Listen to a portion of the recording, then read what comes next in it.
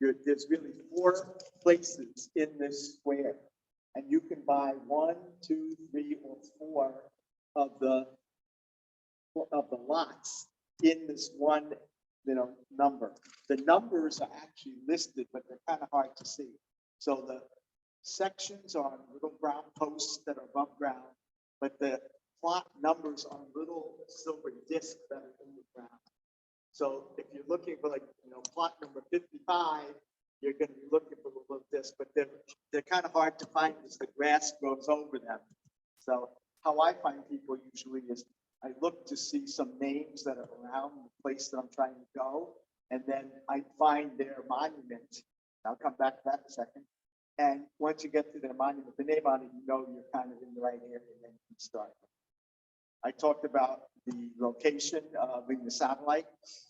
So if you go to mzion.org, our website, on the very top right side, it says the word about. If you click on about, a drop-down menu comes up, and one of those categories is cemetery.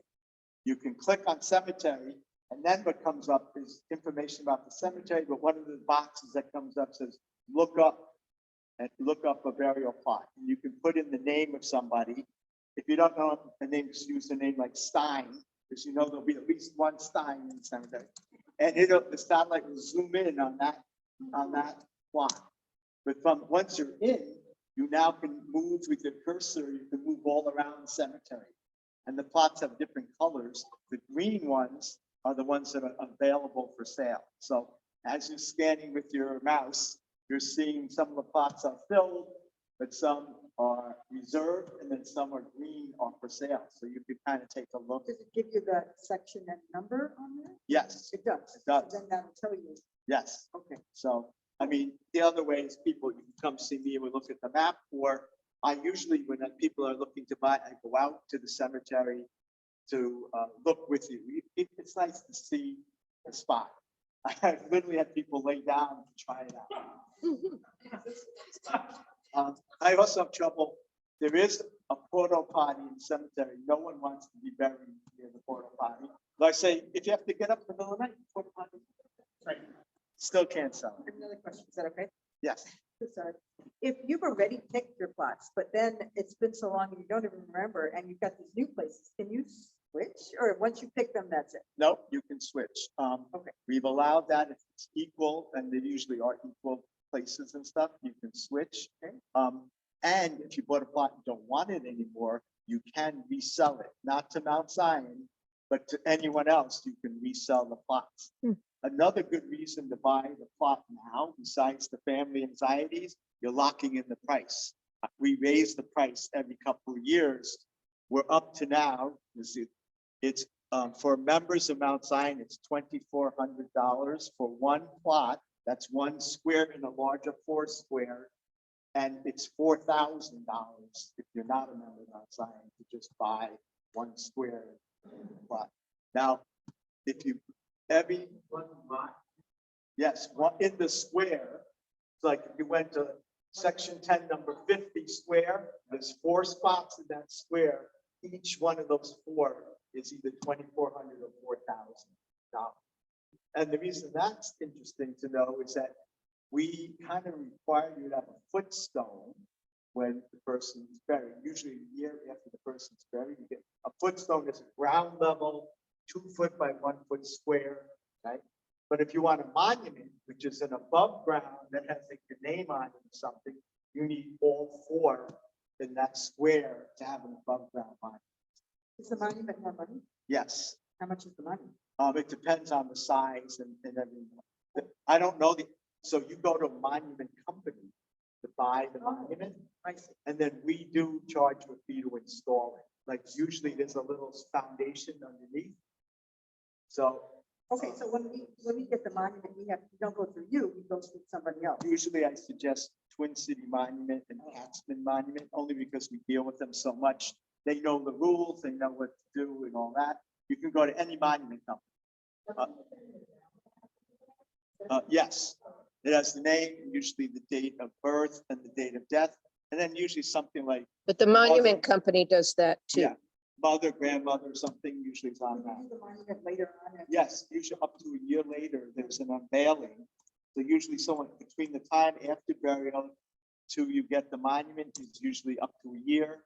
And there's an unveiling and there can be a ceremony. You can ask the clergy to attend if you want. And then you take off the cover off the stone. So that's what you usually do when you get a monument, you wait for a year? Yeah, up to the year, yes. Okay, good to know. For just laying on the ground.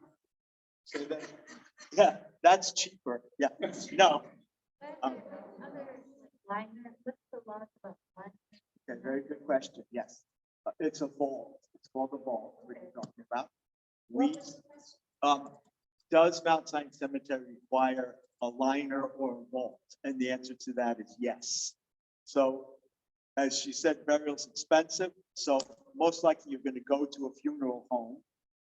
And Hadrof's kind of the one that controls the market in the Twin Cities for Jewish funeral homes. So odds are pretty good you're going to go to Hadrof.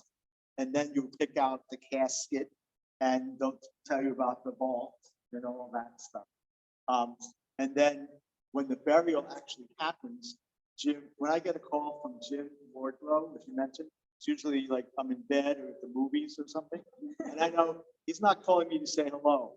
You know, he calls and says, your member has passed away. And then I have to look up and see what plot did they buy. And then we have our caretaker open that plot.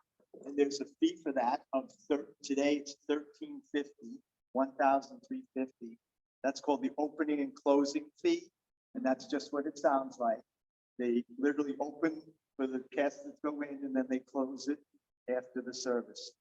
Now, we don't have a perpetual care fee at this time, meaning like the mowing and watering and all that, that's all included today in your purchase price.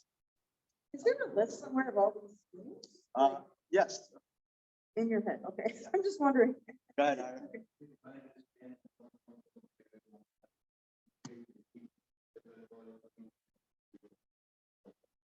As of today, that's true.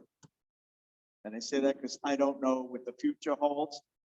Some cemeteries, especially out east, are starting to charge an annual fee for maintenance and upkeep and stuff. I know my parents are there and I have to pay an annual fee.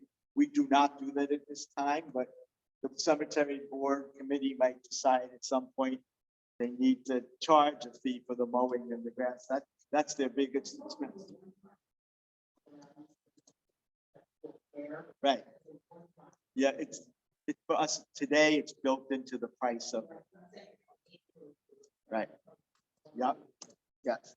And someone mentioned this. We have people who have a plot here, or a lot, but they're out of town. You were saying that.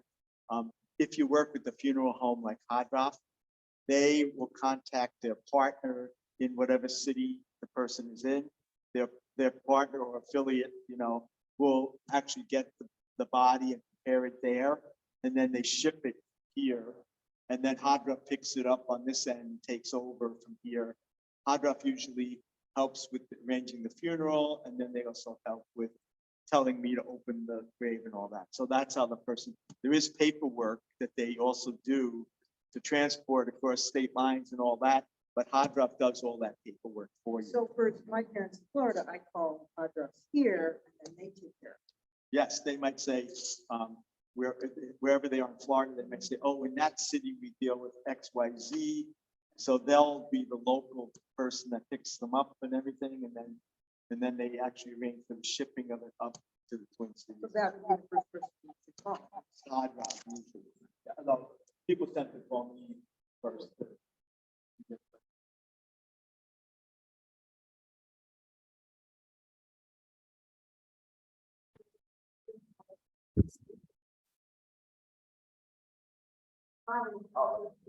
Yeah, it's one to one. So as I was starting to say, if you buy a plot will want, you can sell it yourself. Mount Zion will not buy it back from you, but you can sell it. But there's not a lot of good mechanisms to sell it. The other option is you can donate it back. Yeah, but next go. Yeah, because we're selling out for 2,400, right? But in 5 years from now, it's got for 4,400 to a number, you know, and we can still sell it at something between 24 and 44. And that's what I think is good reason to buy now, though, is they go up in price. So if you want to lock in your piece of land today, it's a piece of land that you're buying. And you actually, Janelle will actually send you the deed for that piece of land. So you are the deed owner. And I also have relatives that decide I want to give my plot to somebody else. They have to send me a notarized letter that they're giving, they're gifting the deed to this other person. So we know who owns that when the time comes. Two other topic, another topic, cremation. We do allow at Mount Zion remains to be buried at Mount Zion Cemetery. And in fact, we allow two remains in one plot, in one lot. So two people could be buried in the same grave, just to use that term. But they make you, because the sales of the plots support the cemetery, they charge you for two plots, even though you may only use one. So, but many people do request to be buried in the same grave. Otherwise, if it's a casket, we usually only allow one casket first. The other thing is, we do allow non-Jewish partners, spouses, whatever, to be buried in Mount Zion Cemetery. So the only rules are, like on monuments, we don't allow any other symbols, like you can't put crosses or Jesus loves, so it's usually just your last name, maybe in Hebrew, something Hebrew could be, but we don't allow other religious affiliated things on the plaque. Two other things I didn't touch on and no one asked about it yet. Green burial. Green burial is becoming very popular. I have now sold 4 plots or lots in the green section. We have a green section. Section 11 is along the very east side of the cemetery, and it's unkept. So it is natural. Weeds, prairie, trees, you know, and we don't mow it, we don't water it, nothing. So, but that's, some people prefer green burial. Now, in green burial, you do not have to have a vault today. Usually people get a biodegradable coffin for the green burial.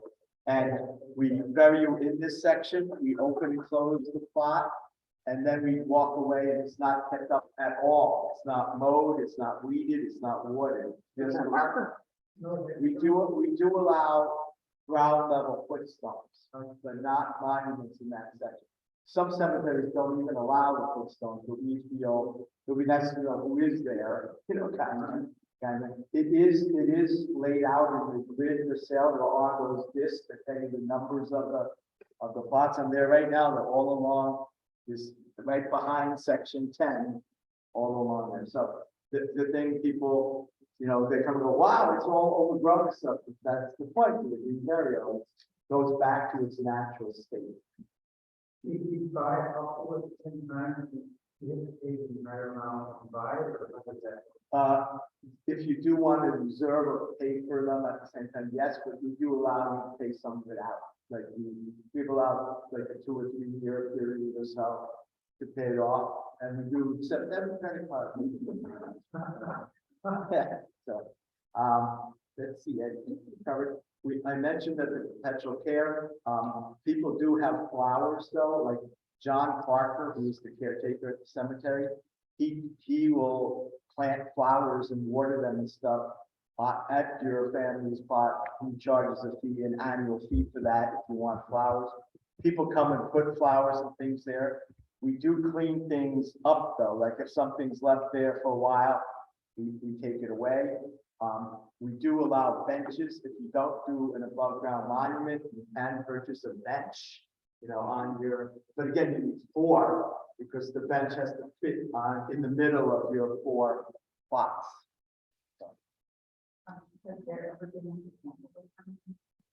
No, we have not had vandalism. We do have a person that actually lives at the cemetery, one of our employees, and she sort of is our night watch person and so on. The gate is electric nowadays, so it opens by itself at 8:30, 8:30 in the morning, closes itself. But if you're inside and the gate closes, it would open from the inside. There is a lot of animals there, like a lot of deer, a lot of turkeys and stuff. So we have had one sort of vandalism. A deer tried to jump the fence and didn't make it. And if you saw. He really wanted to be buried at Mount Zion. So we've had that. We did have a homeless person that was trying to live there, but I did have them. We didn't do so. I know that the senior Adler that takes great pride in the cemetery wants to make a very warm, welcoming place for people to come there. And yes, thank you. And we work very hard to keep it green. We have to occasionally cut down trees, especially with this ash borer, but we replace them. We trim and keep all the shrubs and things as nice as we can. John Parker mows and waters and tries to keep the grass green. Yep. Is there like an office on site, something like? No. Okay, like, in other words, all administration is It's here. done here. Because for instance, if you arrive at the cemetery and you're like, oh, I forgot to try to figure out where my person is buried, there's nobody in an office there who can help. No, but you can do the phone. You can Get it get on Sims your is phone. On your phone. Right. And you can, if it's during the day, you're in the office during the week, you can call us and we can Okay. look it up for you as well. So, yeah. And that's it, there's someone there at night, but they're really not to service, Well, right. the cemetery. Probably go at- Yeah. What do you mean by fence? You just go to the Mount Zion website. Yes, Sims is the software that runs, it's cemetery, something, Oh, it's what works with the satellite, show us the images on it. Okay. It's just the name of the software.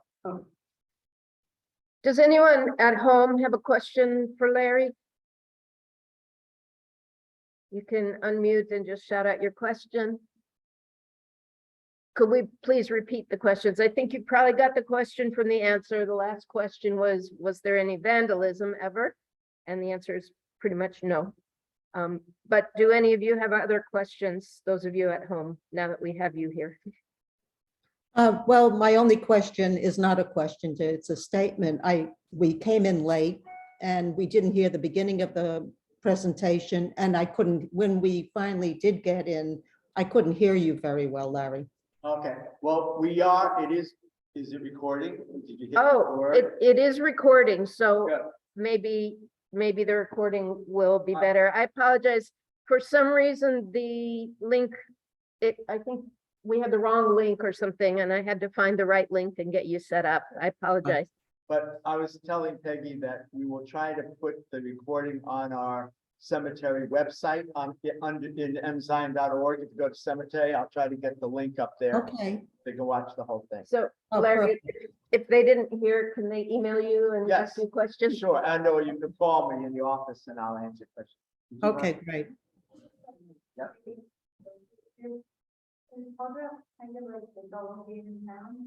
Question was, is Hadroff the only game in town? Uh, And for it, I'll answer that one. Hadroff is the only Jewish funeral home in town. There are other funeral homes that people use, but Hadroff is familiar with the Jewish rituals. And they have offices, or they have a funeral home in both sides of town. They have a St. Paul chapel and a Minneapolis chapel. And they're great. So I'd recommend using Hadross, but there are other funeral homes you can use.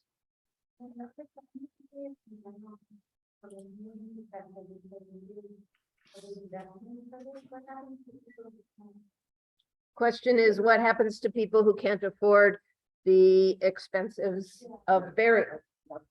There are some set aside. So usually though, it's Hadrock that calls. Get closer over here, Larry. So they can hear Hadrock you. sometimes calls me and says, we have a Jewish person in the community. They can't afford a plot or whatever, and we have some set aside. And some people, as I said, if you can't sell your plot, people donate them back to us. And I either use them for indigent burials, I call them, or we use them to bury books. Like, every few years, we bury all of our broken and torn Torahs and prayer books and so on, and that's what I use those. Yes. Question on, yeah, Yeah. Margie.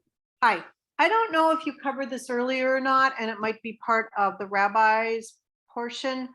I heard something about monuments, and I know you wait a year to actually get the headstone. Mhm. And I'm- So that'll I'll be talk a you. little more about the customs around the headstone. Okay, The details around it are you order it from either Twin Cities Monument or the, Or Katzman or any monument company, Mhm. they deliver it to the cemetery once it's prepared. And then John Parker again installs it at the cemetery, and there is a fee he charges to install it. and in terms of just the administration of it, you can do that anytime. I'll talk a little about the customs around. okay. Thank you. Okay, yeah. And Hadrock doesn't only do Jewish burials. I think they only. They might only do Jewish. Well, they do burials in the Jewish cemeteries. So, we have non-Jewish spouses and loved ones buried in our cemetery. Hadras will take care of them. So I don't think they only do, but that's their primary market. I think. They're the only ones that do Jews, but you can also be a non-Jew. And the other cemeteries will bury, the other funeral homes will bury Jews, but they're not as knowledgeable. Because Hadroff also will work with you to arrange a funeral, and or they know all the clergy in town if you want to use them, a clergy. And They're just more familiar. Yes. And I don't know, maybe you know about cost comparisons. I have no idea. that, I imagine they're competitive, but I don't know. I would say, you said burials are expensive. I'd say for the whole thing these days, it's between 10 and 20,000. Crazy. But there are ways to economize and still be respectful and traditional, actually. There's very little cost of funeral insurance you can buy. before the time, Ira's saying there is very inexpensive funeral insurance one can buy. Maybe we can find out and Well, there's different, yeah. Yeah. If you just. you could that. Google funeral insurance, then it'll probably you can prepay or something.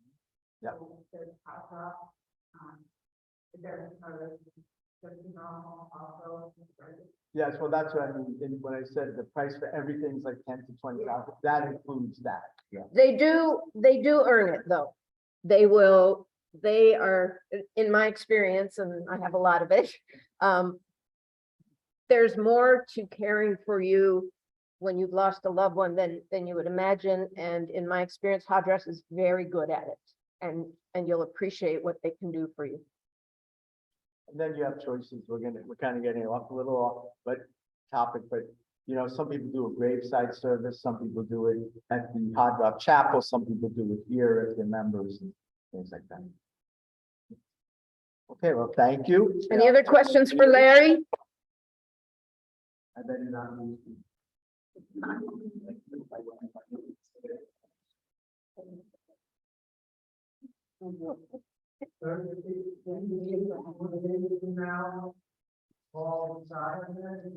Yeah, and if I can, I'm sure he will, you know, let me still. Not available. Thank you, Larry. So I'm going to do more the traditions around death and dying and burial, rather than the practicalities of it. I do have a handout, not realizing we were also having folks online. I will send you a copy. I wrote down all your names. I'll send you all a copy online of this. But it's basically just the outline of my talk. So you're not missing anything if you don't have the handout yet, and I will send it to everyone who has email. Is everybody besides Arlene a Mount Zion member? Susan, oh, let me add a Henry Fink to that. Susan Schofield, I apologize. I don't know. I'm a Mount Zion member. Oh, of course. Okay, sorry about that. Okay. I think I have everybody. So I will put this in an email to everybody.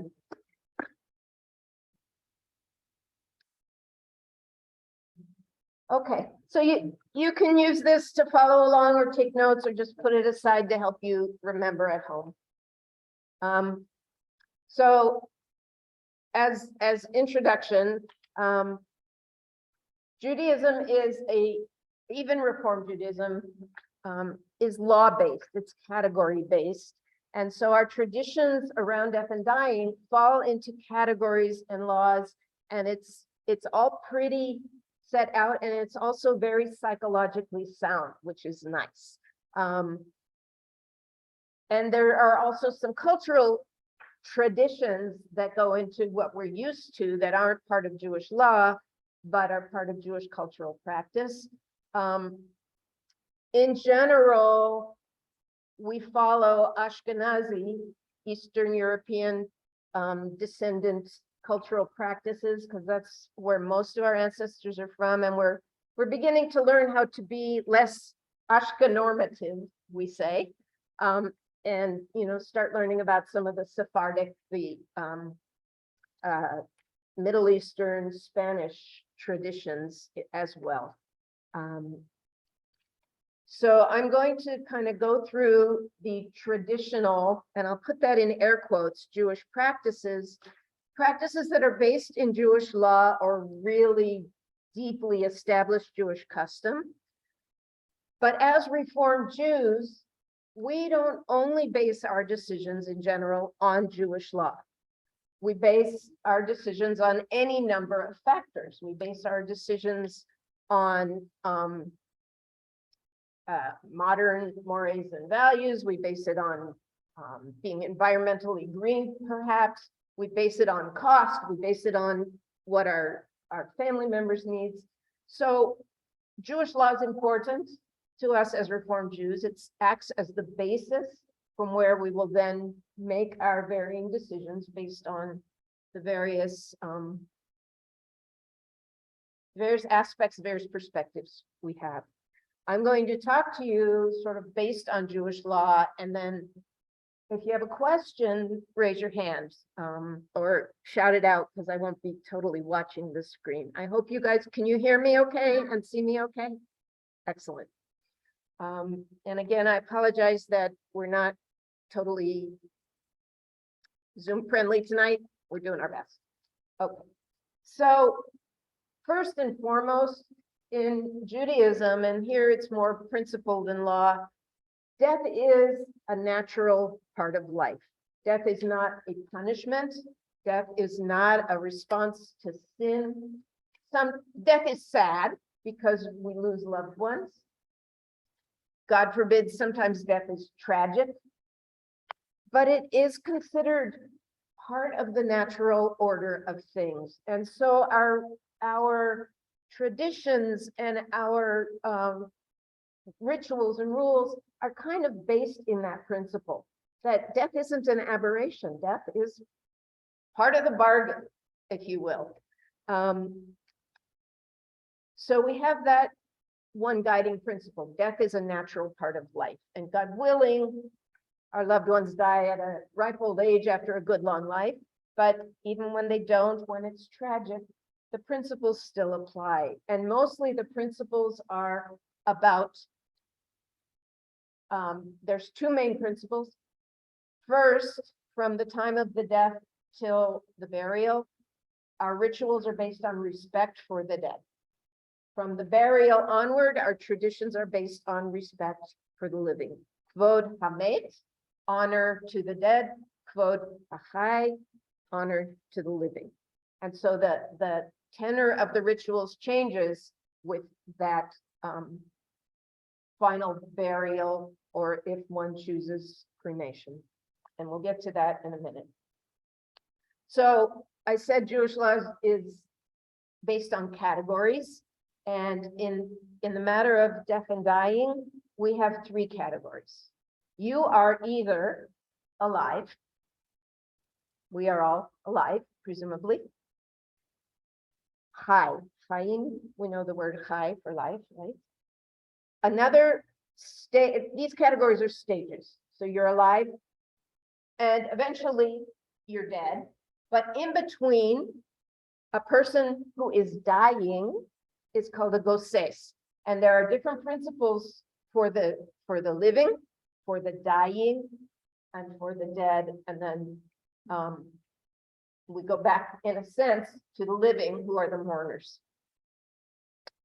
In the packet, I have kind of what the nature of the prayers we say for each of those categories. So while we're still alive and somebody is ill, whether it's slightly ill or even very ill, we consider life sacred. We consider life valuable. So even if they're very, very sick, we pray for healing. The Misha Berach prayer is the standard healing prayer. Different versions of it, of course, but as long as someone is still in the category of alive, we pray for their healing. The next category is interesting because while we are alive, Judaism teaches us that we have to do everything we can to save a life. We can break Shabbat to save a life. We can break Yom Kippur to save a life. Life is sacred in this scheme of things. I won't even go to the beginning of life. That's a whole nother topic. But at the end of our life, as long as we are still in the category of living, we do everything to save a life, according to Jewish tradition. However, once you transition, if you will, to be a goses, when you are a dying person, which means there's no chance of you getting better. You are clearly dying, whether it's in 10 minutes or 10 months, perhaps. And the details of this are going to vary depending on who you ask. If you ask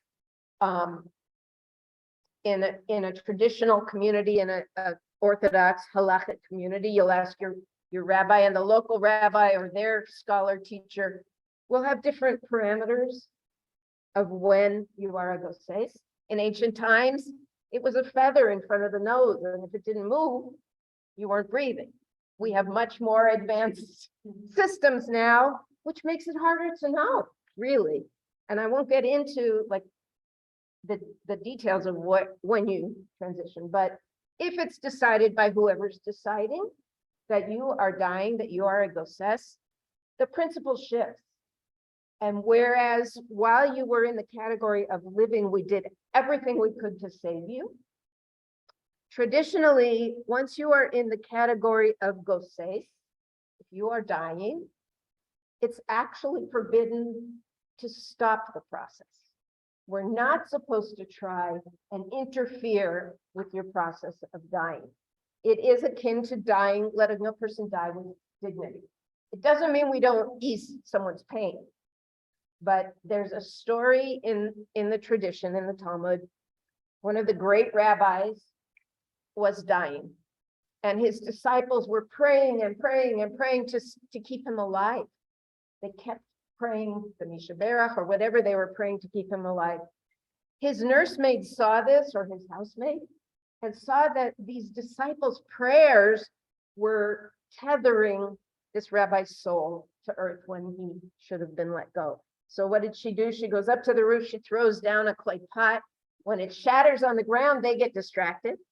They stop their prayers and his soul can go. It's a folk tale, it's a midrash, but the point being, they were actually not doing him any favors by prolonging his dying. They weren't prolonging his living, they were prolonging his dying. And so that's where end of life choices come in from a Jewish perspective is, and again, individuals have to make their own decisions. But the notion of allowing a dying person to die naturally, but without pain and with dignity, is okay. Who makes that? Well, that's the hard part. That's the dying person? so Sue asked who makes that decision. Ideally, before you become a dying person, you let your family know what your wishes are.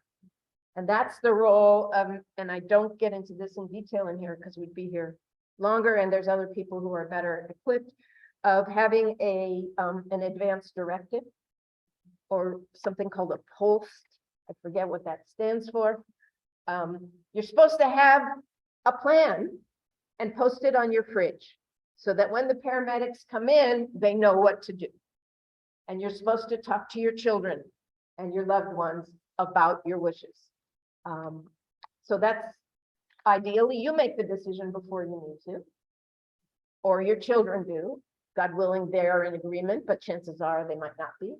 Is it your doctor? Is it your rabbi? If you're in the kind of community that lets your rabbi make those kinds of decisions, makes it easier on you, harder on the rabbi, I would think. We are the kind of community, as I started, we make our decisions based on so many different things. So who makes that decision? Is my loved one a gosais or not?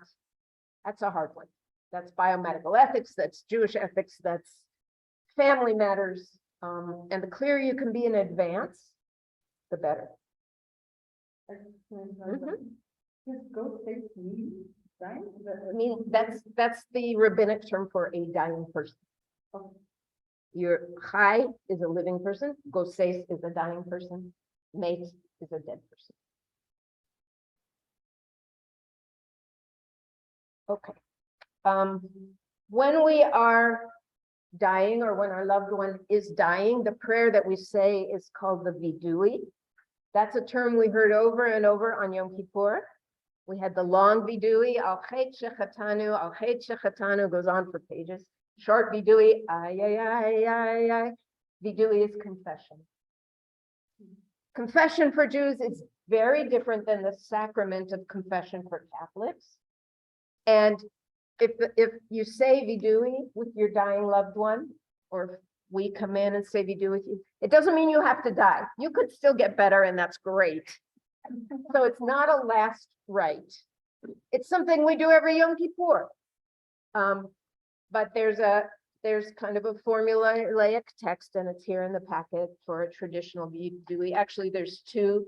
There's kind of a summarized all English one, and then I included a more traditional one, in Hebrew. When we get a call that someone's loved one is in the hospital and they're dying, if we're able, one of the rabbis or the cantors will come and say vidui with the dying person and their loved ones. Yes. Can anybody do it? Absolutely. The dying person can do it. Ideally, or we do it on their behalf. And absolutely, you don't need it. There is nothing in Judaism really that requires rabbinic services. Catholicism, there are things called sacraments that only the priest is allowed to administer. Judaism isn't like that. The only reason you have rabbis is because presumably we know more and we can bring the information to you. But you all can do any of these rites and rituals. Questions about either one of those things?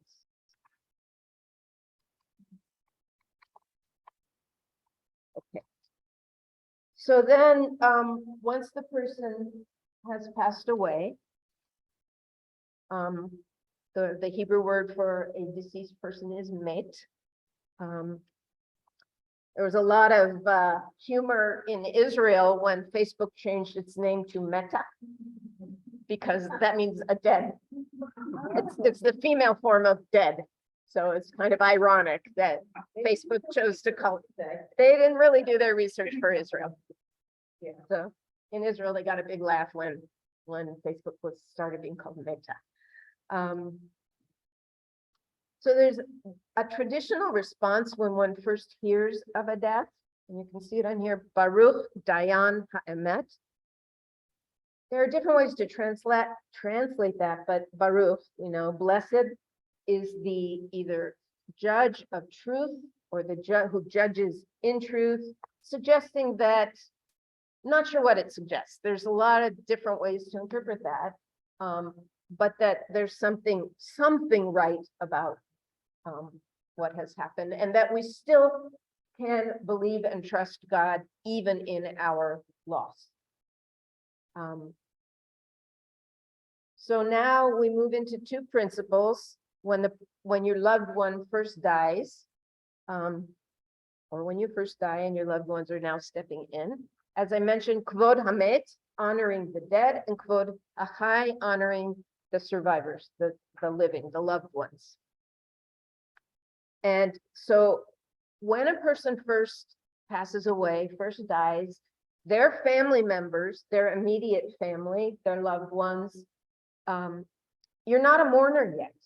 Again, we get into categories. From the time of death until the burial, the loved one has a lot to do, a lot to take care of. And the focus is then on the deceased person. And there are laws around how a deceased body is to be treated according to Jewish law, but the principle is that body having been, the person's not there anymore. We recognize there's a difference between a live person and a dead body, but as having been the vessel for the soul, the vessel for the person, we still treat it with great care and dignity. Traditionally, in halachic or Orthodox communities, the care of the dead body, the washing, the treatment, the getting it ready for burial is done by members of the community. That organization in any community is called the Chevra Kadisha. You may have heard that term. Chevra just means society, group. Kadisha, Kadosh, the sacred society. It's members of the community who are trained in the details of preparing a body and in doing it in a sacred manner. So they recite psalms, they recite blessings, they don't chitter chatter. It's all done in a very sacred kind of atmosphere. Is that done sort of in correlation with the funeral home or instead of the funeral home? So is that done in correlation with the funeral home or instead of the funeral home? Probably depends on the community. In the Twin Cities, several of the conservative synagogues, and I'm certain the Orthodox synagogues, have their own chevra. So if you're a member of Adaf or Beth Jacob and probably Beth El too, I know that Adaf works, I think, I say I know, and now I'm blanking. I think they work with Washburn McCreevy, whatever that one is. And so when someone from Adaf dies, their chevra steps up. They do the work at Washburn. I'm not sure where Beth Jacob, whether they use Hadrox or one of the others. So it's, you know, it's in conjunction probably in most communities. Rabbi? Margie first. Oh, yeah. When my dad died, we went to the Minneapolis Hadroff, and the funeral happened to be at, oh, God, what's the one up here on 13? Beth Jacob. Okay, so yeah, so the funeral was at Beth Jacob with clergy from other sort, and yeah, their Hebra Kadisha came, but my brother and I stayed all night at the funeral home with, like, the body was, like, you know, we had to be there. So Good. they did, I think we had to get in touch with them. So that's another aspect. So there's the group that prepares the body, and it involves washing. Men take care of men, women take care of women. It's done with modesty. The body is never turned face down. It's going to turn this way and turn this way and washed, and prayers are said. Another aspect of a traditional burial, and this is something we have done several times over the years, is called shmira. And that's what Margie was mentioning. There's a tradition of staying with a deceased body from the time of death till the burial. In ancient times, or not even so ancient, in previous times, that was a matter of security. You don't want anybody stealing the body. You don't want anybody, any critters, to get the body in even more ancient times. Nowadays, we have security, and it becomes a matter, again, of kavod, of honor. There are traditions around the nature of the soul and what happens to the soul between the death and the burial, and some of us believe like that and some don't. So depending on what you believe about the nature of the human soul, and Judaism doesn't tell us what to believe. We have a wide spectrum of beliefs among Jews. People like my dad, you know, when it's over and it's over, put me in a glad bag on the curb. Mr. Practical. I have a little less practical sense of the nature of the soul, and we all believe different things. So some people will do Shmira because and I'm blanking kind of what the logic is about the nature of the soul, and some out of just traditional kavod honor, and some don't. Most Reform Jews don't do Shmira, but some do. One challenge with Shmira is modern times. So take 2 steps back. Judaism has us vary as quickly as possible. And there are reasons for that, but I'll get to that. When we're burying as quickly as possible in either Orthodox settings or even mostly in older times before there were issues of transportation, a person was buried by the next day. So your Shmira is 24 hours, maybe 36. But in our modern world where our loved ones are all over the place and have to get a flight and a taxi and a car and get here, you balance between being able to be together. Then a burial can be 3, 4, 5 days out, and having Shmira 24 hours a day for 5 days is a burden on the community, honestly. So again, factors influencing our decisions. You had a question, yeah. Can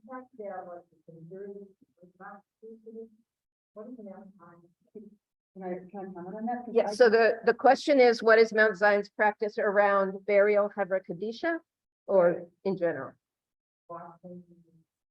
Okay, what's our practice around the washing and all of that? Sue, do you have an I answer? was just gonna comment, not about the washing, but the Shmira, that I participated in 2 of those at Mount Zion.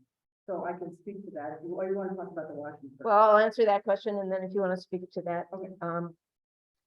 Most people at Mount Zion, or all people at Mount Zion, except for example, Margie's dad, who was also a member of Beth Jacob, we don't have a Havra Kadisha.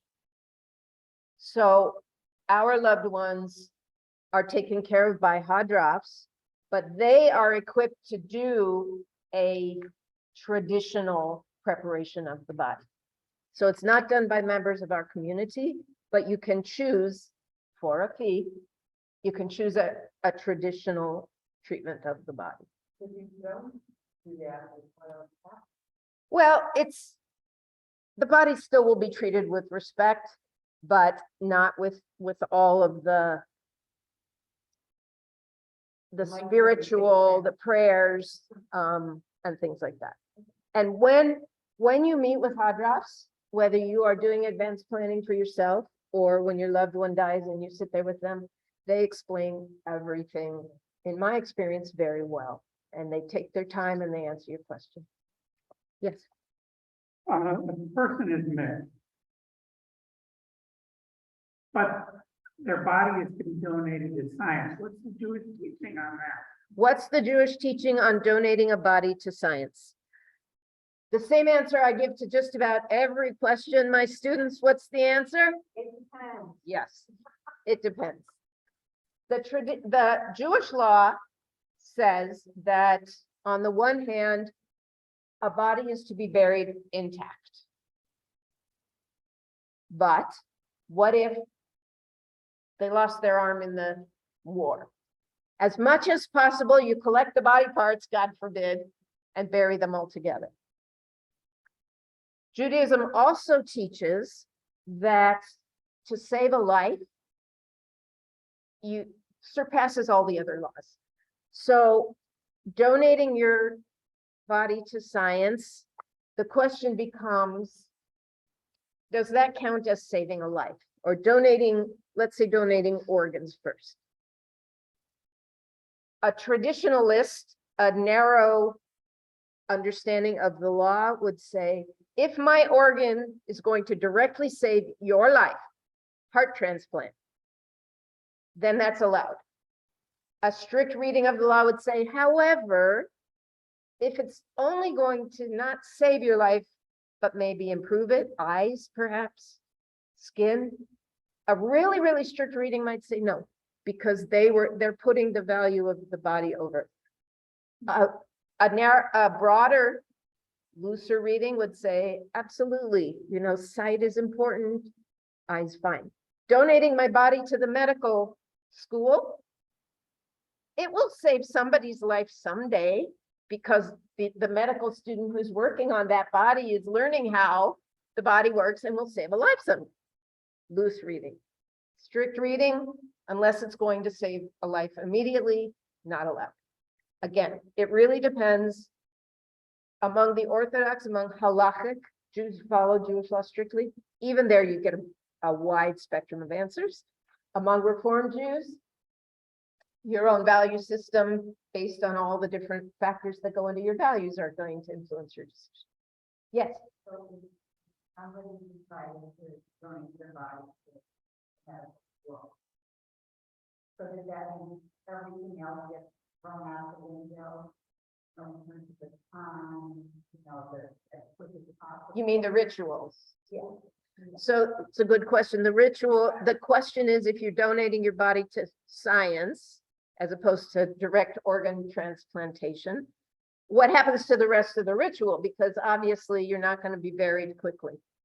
So it's interesting. One aspect that, again, a halakhic community would consider is like, what's going to happen to the, what do they call it? The like body matter. Are they going to throw it out? Are they going to bury it? So you could say, I want to donate my body to science, but I want to be buried with respect at the end of that, or not. There's a word for like human body parts. Otherwise, you would probably, I presume, proceed with a memorial service, a funeral service, but you wouldn't have a burial because that would be delayed. I don't know. I doubt, highly doubt, and I don't know the answer, whether the medical school that uses the cadaver, thank you, do they ever give that back to the family? I doubt it, but that's an interesting question. I don't know the answer to it. They do the remains after they're done. Yeah, so I think you can request that the remains be buried as opposed to disposed of or whatever.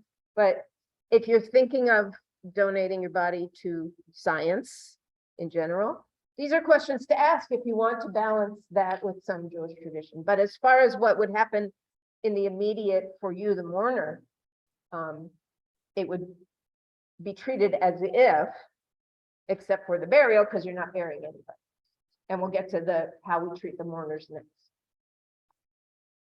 Want me to comment on? Yeah, comment on Shmira, maybe turn around so folks can see you or come up here and speak nice and loud so I don't have to repeat. You can do that. I can do that. Okay, so I have actually participated twice at Mount Zion in Kashmir.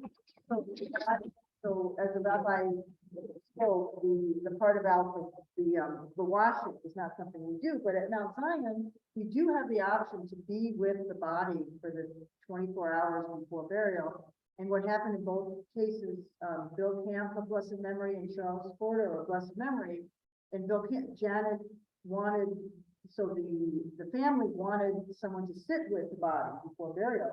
So a bunch of us from Mount Zion, and I'm sure family as well, took shifts, and we went to the Hadras, and the body was in the other room, and we sat and read songs, and just were with the body. And so that was really meaningful, and that's something that I think it's not done that often at Mount Zion. I haven't heard of it that often. Not that often, but it can be done. It can be done. So that's a really nice way to honor the beloved. Yeah, and people step up in amazing ways at that time. Yes. Sometimes I have a last week, it's kind of infer about the Sahara, which I found was interesting, is that they find people to do it in the classes compared to all the other classes, not as taught. And generally they give them a fee, but they say they donated to charity. So That's Sahara. what she just said, if you couldn't hear because she's wearing a mask, tahara is the word for a traditional preparing of the body. It comes from the word tahor, which is purifying, if you will, cleaning, cleansing. So when Hadras, if you want a traditional tahara, a traditional preparation of the body, Hadras, I think, goes to the Orthodox community of volunteers, the Chevra Kadisha, probably in the Orthodox community, but maybe from the conservative community. And they do it pretty much on a volunteer basis. A fee is charged, but then it's donated to tzedakah. And it's not a hefty fee Compared to the others, right? compared to everything else. So if you're interested in that, again, that's a conversation to have with Hadras. Okay, so, yes. With Oh, I'm regard- online.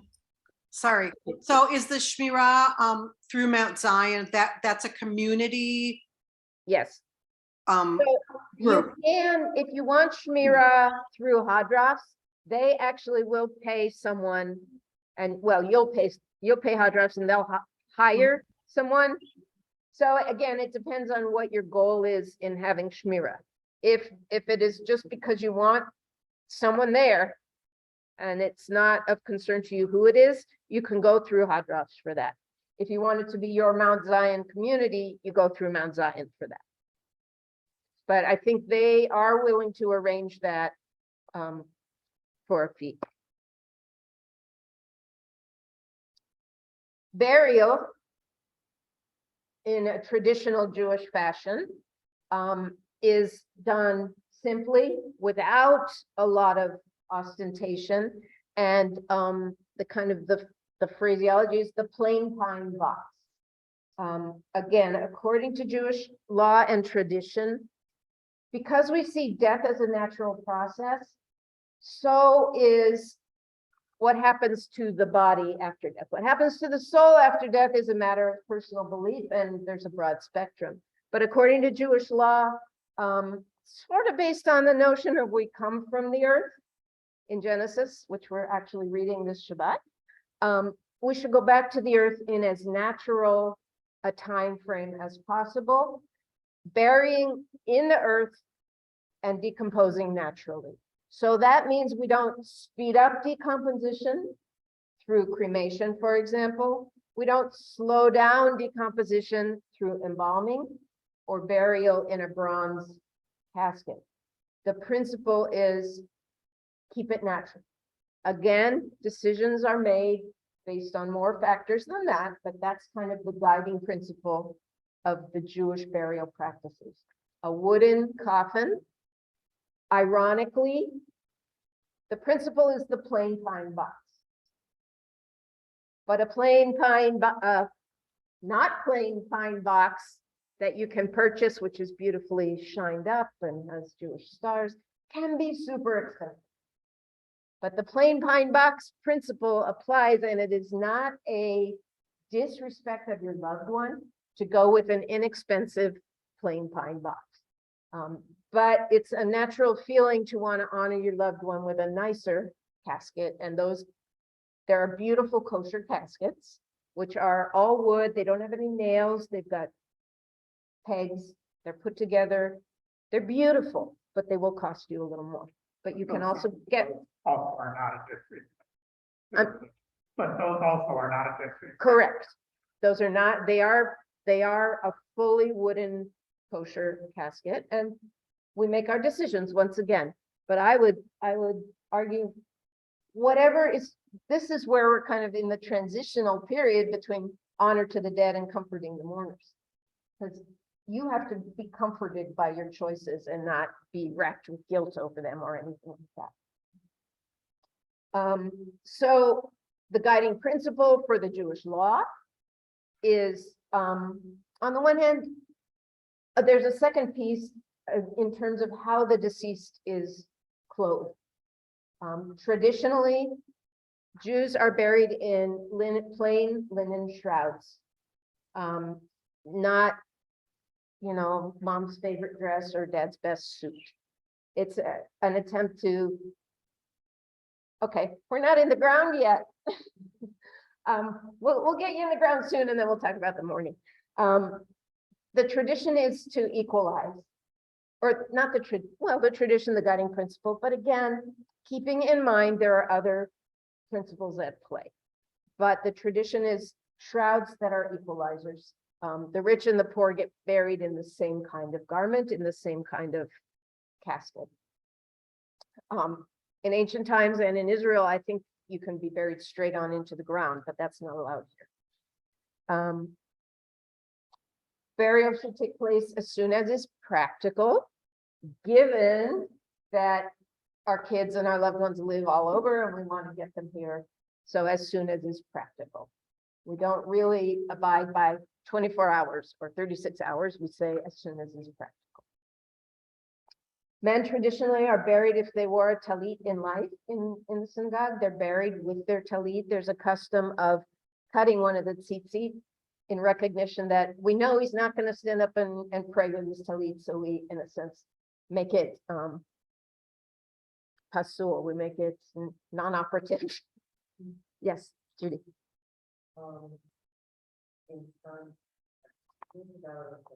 I'm sorry. It's okay. It'll You out of my head. it'll come back to you. I talked about well, maybe it'll come back to you. I'm sorry. Yes. Hot drops. You say, I want shrouds. And they will ask you, when you meet with them, what do you want your loved one or yourself to be buried in? So you're not buried on Shabbat. Correct. Okay, and there's a holiday or something that you're not buried. I believe you're not buried on Shabbat and holidays. And I just realized I took home all the rules of burial and I only got around to reading the first page. So I got busy. Yes. Yeah. So Shabbat, Yom Kippur, save a life, break all the rules. Bury someone that could wait a day.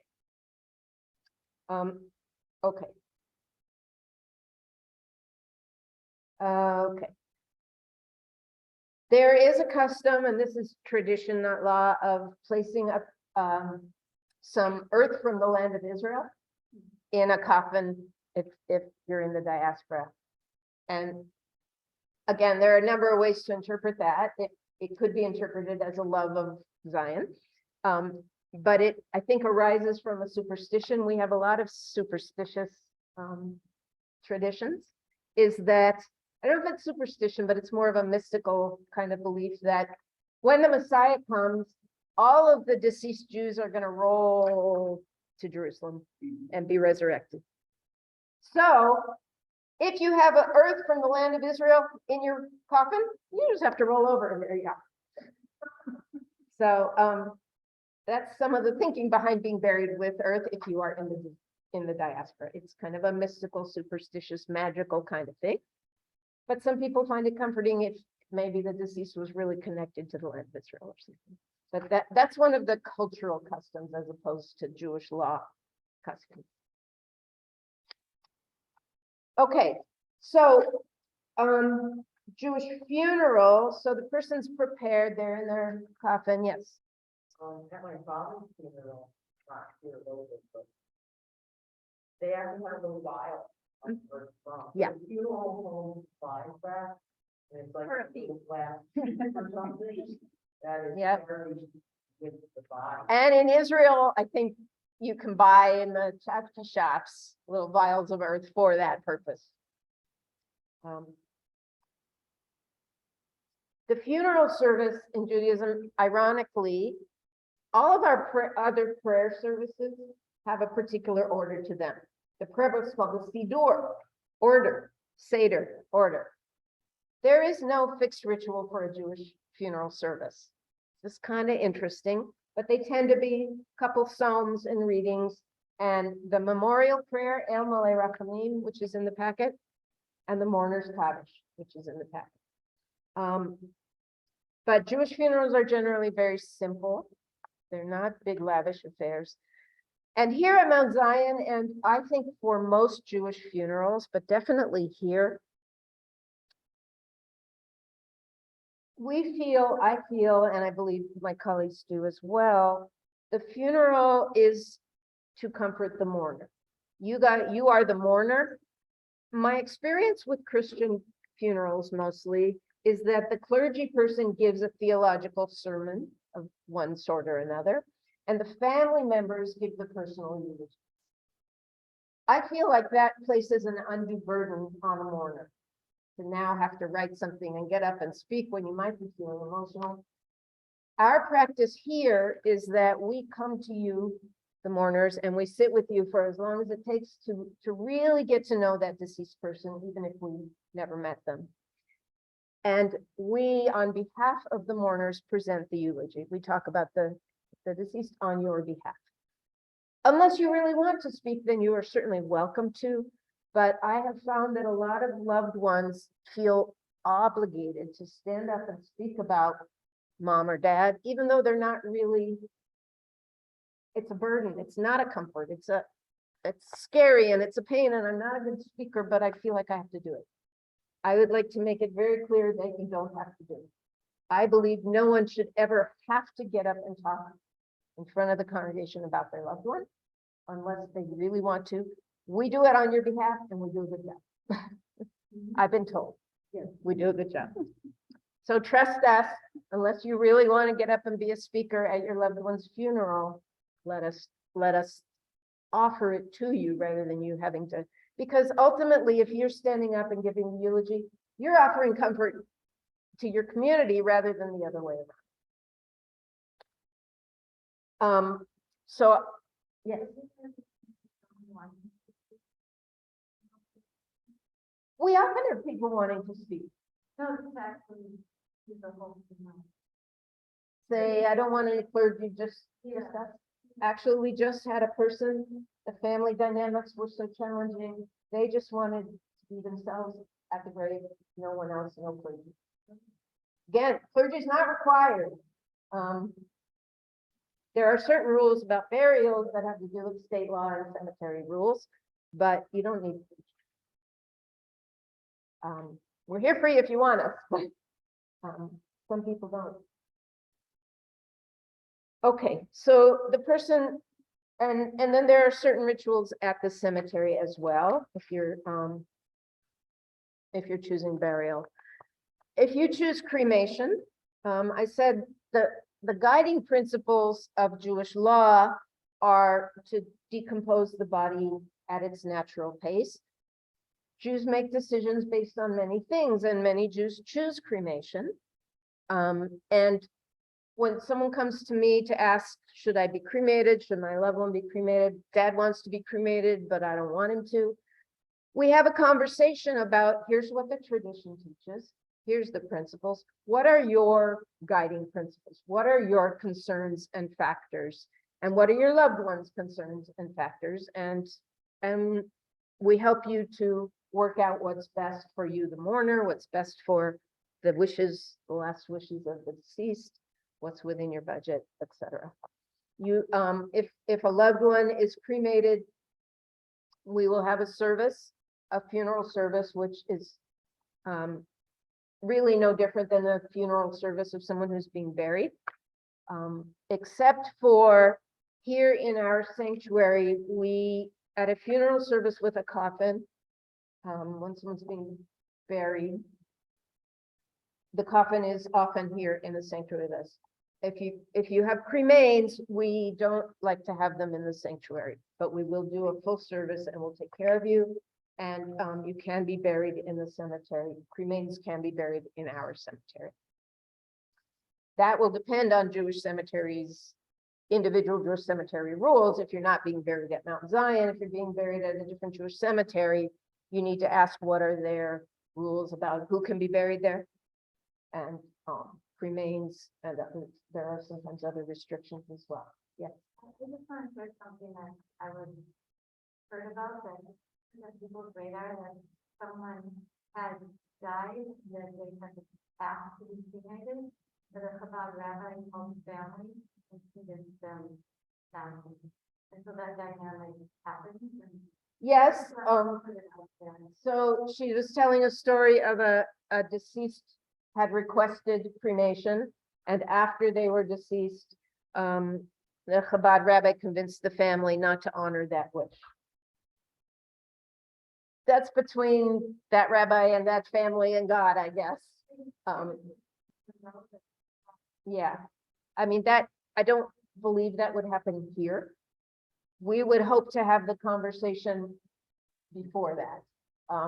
I personally, it's a struggle between honoring the wishes of the deceased and honoring the wishes of the mourners. And that's why talk to your family members before you can't. Yes. I left the room for a moment, so perhaps you answered this question while I was gone. Does hot drops do cremations as well?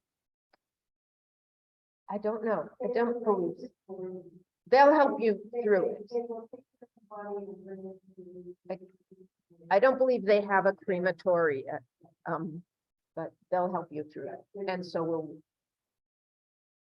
Though Jewish law does frown on cremation and embalming both, unless, well, autopsy is another question, and I'll get to you in a second. Autopsy, Jewish law would say, another aspect of Jewish law that always needs to be remembered is because we live all over the world, we Jews, the law of the land is the law. So if Jewish law opposes the law of the land, you have to follow the law of the land. So if a person dies in suspicious circumstances and the police or the medical examiner requires an autopsy, an Orthodox Jew might push back, but in the end, if they have to do it, they have to do it. On the other hand, if an autopsy is not necessary, it would probably, be encouraged not to. Yes.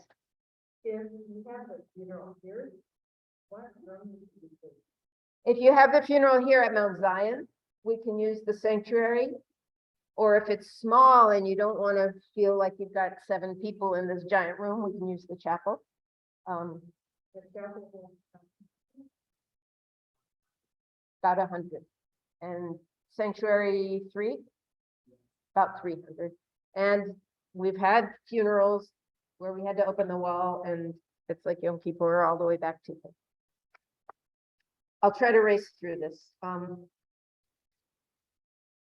Okay, so funeral, we've transitioned to honoring the dead, dead's in the ground or cremated or at the medical school. Now we transition to the principle, the guiding principle is honoring the living, honoring the mourner. And maybe we need another session for the mourning traditions, but basically Jewish mourning is a series of time periods that eases you from deep mourning. In a sense, it pushes you into really facing up to your mourning, to your grief, and then easing you out of it. So there's from the date of burial. Again, before burial, you're not yet a mourner. You are called an onen, because you're taking care of arrangements. Once you are a mourner, the period of Shiva comes from the word 7. For the 7, traditionally, Jewish law, we don't all follow it exactly. 7 days traditionally of deep mourning where you would just stay home. Some of the traditions are sitting low to the ground. There's a tradition of covering mirrors, which is either superstitious because demons hide behind mirrors, or saying, don't worry about your vanity. You're a mourner. Doesn't matter what you look like. So you'll often go into a house of mourning and mirrors will be covered. They may or may not know why, but it's what was done. 7 days, you are encouraged to sit and mourn. The community is supposed to come to you. They're supposed to feed you. Ironically, what often happens, not at Mount Zion, thank goodness.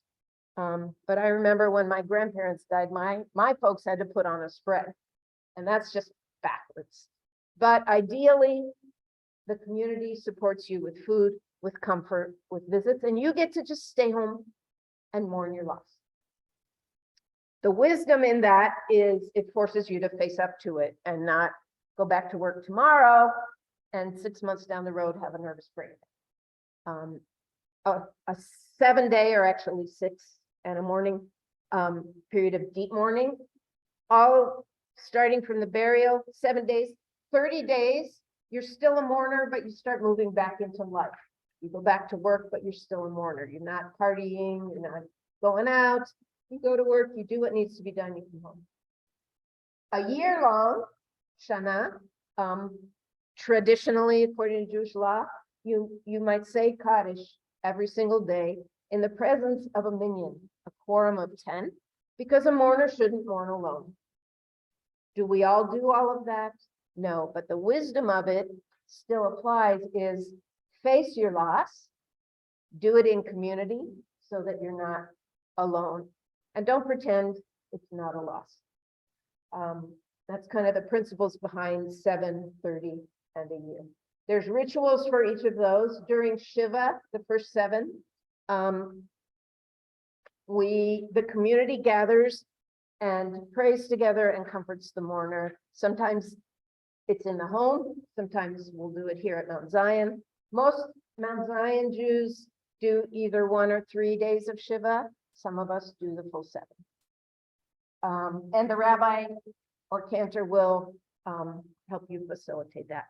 If your loved one dies far away, and let's say you go to New Jersey for the funeral, and you want to come back and mourn in your Mount Zion community because your friends are here, not in New Jersey, we will do that for you as well, whenever it is that you get back and can settle in. So if you have a loved one that dies far away, funerals over there, even if the loved one wasn't Jewish, the funeral is somewhere, you can come back and have either a Shiva or a Shloshim, or we have different names for it depending what it is.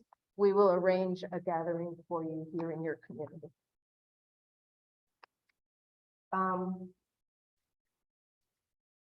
Setting up a marker or a monument, there isn't really Jewish law about that. There's custom and again, a little bit of superstition about the nature of the soul.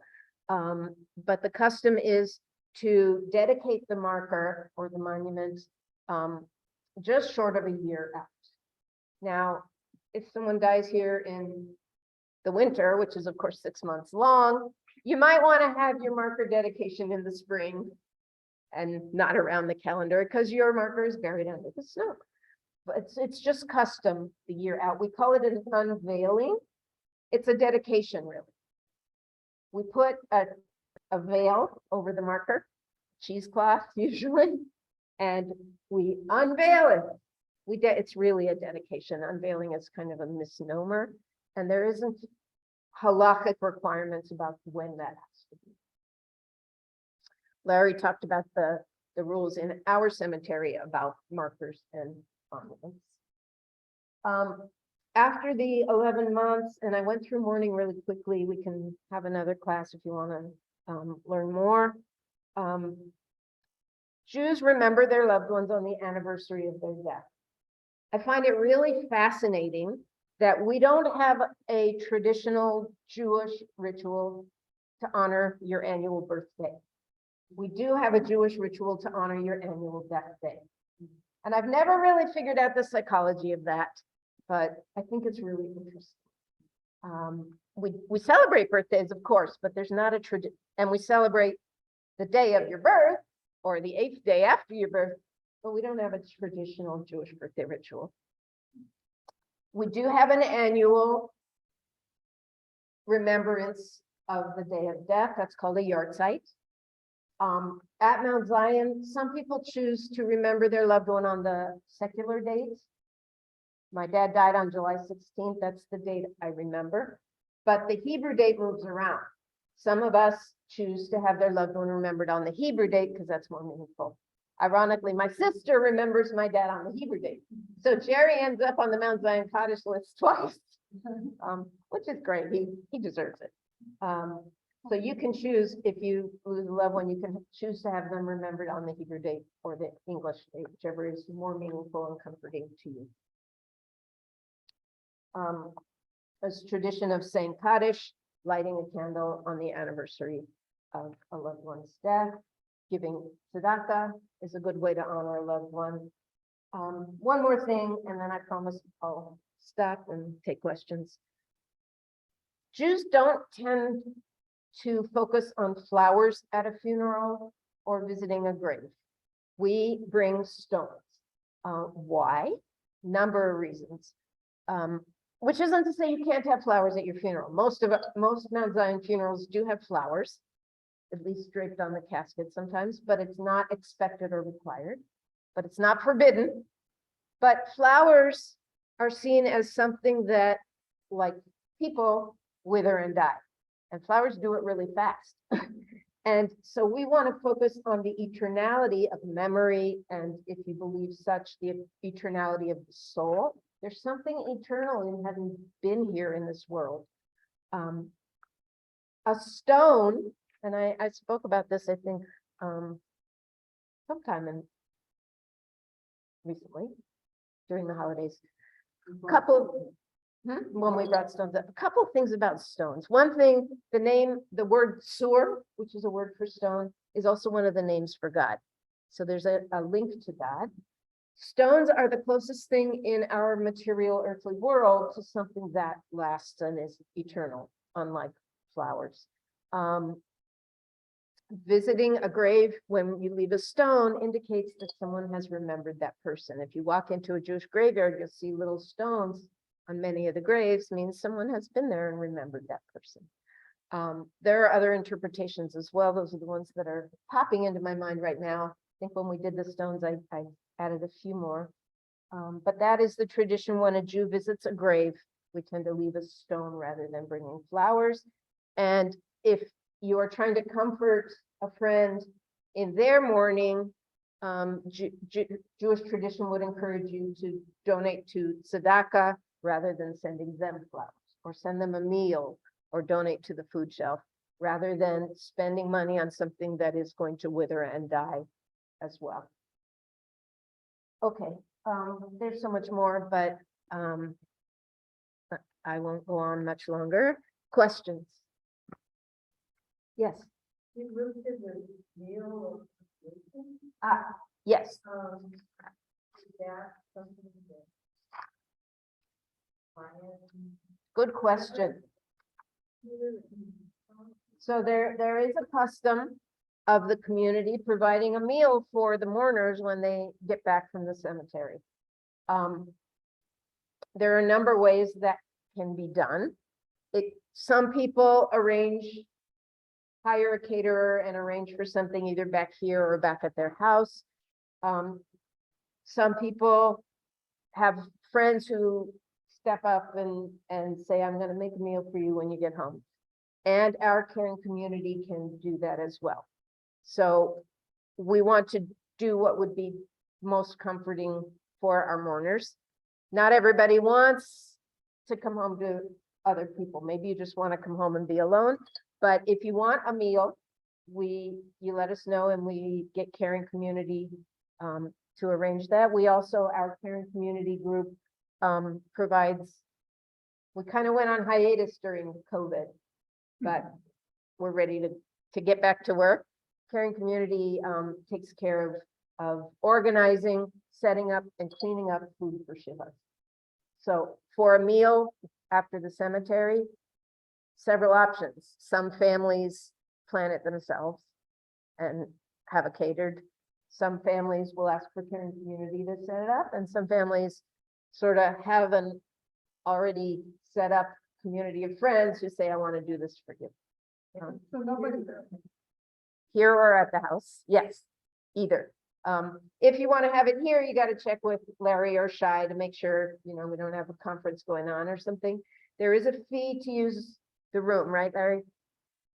For Shivas and meals and stuff, but if we're not doing something else, it can be here. I just wondered about that. It would seem to me that people wouldn't know that that was a thing. Is that like with all the stuff that goes on the hard rock and stuff? Is that something that Mount Zion asks the family? That's a really good question. And I think I'll speak for myself. I think I got out of practice during COVID because we weren't doing that during COVID, really. But now that we're back in person, it's something probably I should be offering and asking about. I know we ask about it for Shivas when we're, again, before and again. We haven't really had a lot of post-COVID, in-person stuff. We have to learn how again. And before COVID, Judy was in charge. She's retired, so now we're in charge. But yes, that is something that we should probably be offering to families. I'm just thinking, I didn't even know that was a thing.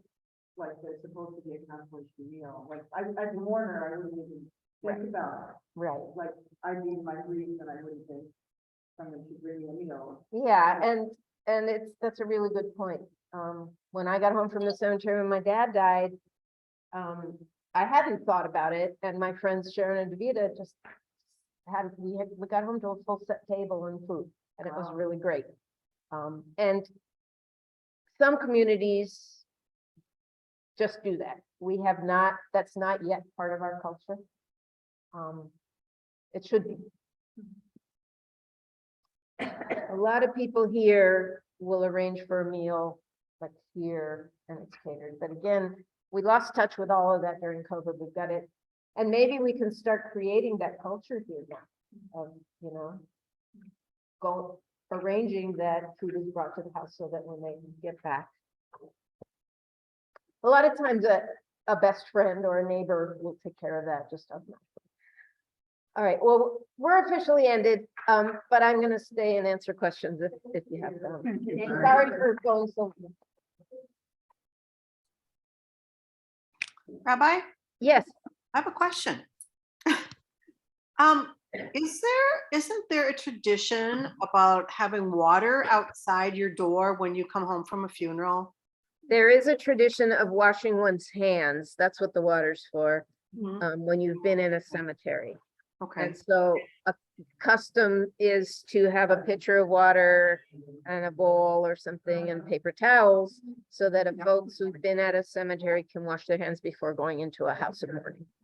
okay, That's a custom. okay.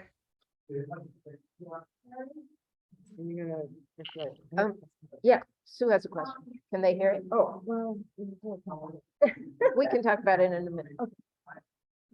Any other questions for you guys? I apologize again for the confusion. I don't know what happened with the link. Larry got on a different link that wasn't this one. So. Good to see you, Arlene. Good to see all of you. And we're here to answer any questions you have going forward, and I will send the packet to all of you. Thank you. You're welcome. I'm gonna close the meeting. Anyone else? All right. Good night. Night. Okay. Somebody has to wake up Edward. Edward. Good Good morning. morning.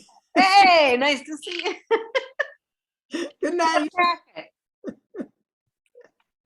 They'll send you an email with the information. We're done. Okay, have a good now you can go to bed. Now you can be horizontal. Okay.